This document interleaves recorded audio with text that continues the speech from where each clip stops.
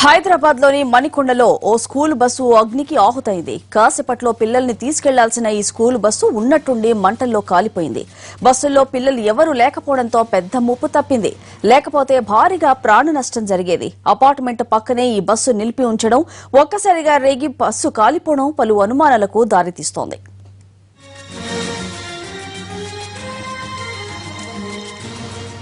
School బస్సులో ఉన్నట్టుండి పెద్ద మంటలు రావడంతో డ్రైవర్ క్షణాల్లో ప్రాణాలతో బయటపడ్డాడు. లేకపోతే అతను సజీవ దహనమయ్యేవాడు. డ్రైవర్ దిగిన కొన్ని నిమిషాల్లో ఆ బస్సు పూర్తిగా దగ్ధమైంది.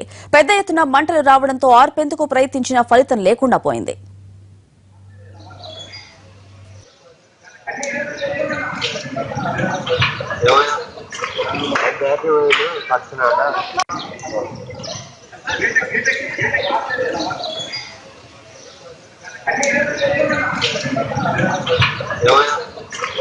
బ్యాటరీ వైర్లు పడుతున్నాడ